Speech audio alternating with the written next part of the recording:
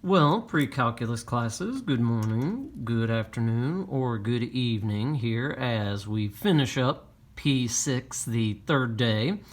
And what we're going to look at here are complex fractions, basically meaning where you have a fraction within a fraction or possibly fractions within a fraction. So, a little bit more involved. It's going to basically combine everything we've looked at over the last two sets of notes. But when you have a complex fraction, meaning an expression with separate fractions in either the numerator or the denominator, or as I said, possibly both, first thing that you're going to do, combine the fractions in the numerator, combine the fractions in the denominator, so you are going to have to get an LCD for both, and then we'll worry about the, rewriting the fraction as a multiplication problem, meaning, flip the denominator. So we'll certainly talk about that as we get there. Now, one of the things that I always like to do is if you have part of the problem without a denominator, I do always go ahead and write in a 1. So, first thing we need to do, combine fractions in the numerator, meaning get a common denominator. So for this one, just needs an x there and there.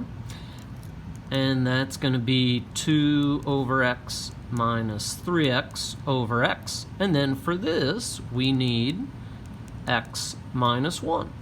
So that's going to give us x minus 1 over x minus 1 minus 1 over x minus 1. Now, from here, we will go ahead and actually combine. So 2 minus 3x over x all over x minus 2 over x minus 1. Now, the final step, as we said, is that we are going to multiply by the reciprocal of the divisor, which is going to turn this into 2 minus 3x times x minus 1 over x and x minus 2. Now, a lot of the times you will end up with things that cancel. This is one of those instances where nothing actually does. So, in terms of your restrictions, well, for the 2 minus 3x over x, x cannot equal 0. X also cannot equal 2. Don't use this. After you invert it, you use what ends up being your final denominator, the x minus 2. So, again, here is an example of one that, does not cancel in the end. Now, this next one's kind of nice. X squared minus 1 over x, all over x minus 1 squared over x, in that we already have single fractions. So what we can go ahead and do is x squared minus 1 over x times x over x minus 1 squared. Now, the only other thing that we do need to do, go ahead and factor that difference of squares. And we can get rid of the x's, we can get rid of that x minus 1 and 1 of the x minus 1's from that quantity squared. So that leaves us with x plus 1 over x minus 1. So that one obviously ends up much simpler than the first one we looked at. Now again, as far as restrictions go, if you are asked, x cannot equal 0 or 1.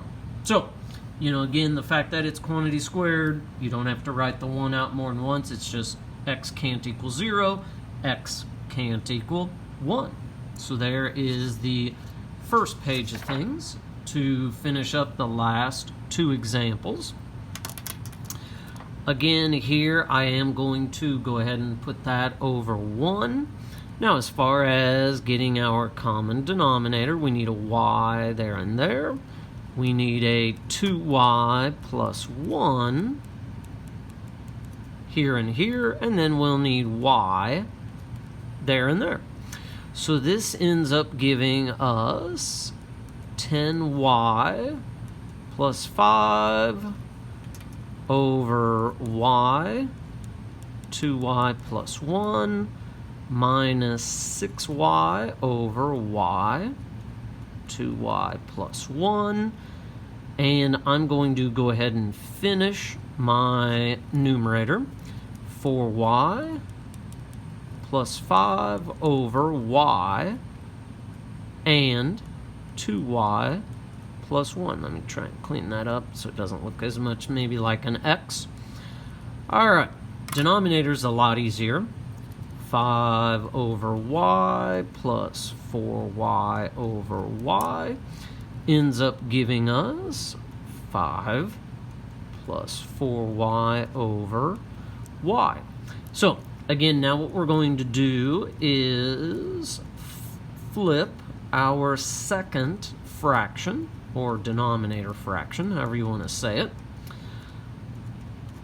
And with that, and I'm even going to go ahead and rewrite that in what would be standard form. So, 4y plus 5 cancels, the y's cancel, leaving us with just 1 over 2y plus 1. Fairly common that you end up with things like this that end up being very simple with these. A lot of the times these problems are written with that intent. So, as far as if you are asked for restrictions, y cannot equal 0, negative 1/2, and negative 5/4. So, there is example 3. Now, the final example here. Again, sometimes if things are pulled out of what would be your online textbook, we will even make a note of where you could find that. For this one, it came from page 80. It would have been example 74. So, here I am going to put over 1, and even here I'm going to put this over 1. You'll see the reason why I think that kind of is helpful. So, in terms of what we need to get our common denominator for the top for radical x. So that's going to give us, and since this is kind of in the way, I'm going to work below here. Square root of x times square root of x just becomes 4x over 4 radical x minus 1 over 4 radical x, and then all over radical x over 1.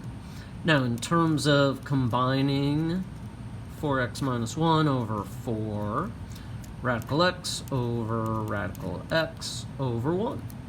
So, again, keep the numerator as is, flip the second, and this ends up giving us 4x minus 1 over, again, when you take the square root of x times the square root of x, just 4x. Now, in terms of restrictions, this is one of the reasons why I do like that we include this problem. It's not just x can't equal 0. It can't equal 0, but it also comes from a square root. So actually, the restrictions are that x has to be greater than 0, which includes the fact that x cannot equal 0. Again, because these are radicals in our denominator, you cannot have imaginaries. So, x has to be greater than 0 there. So, that completes our third and final section, or set of P6 notes.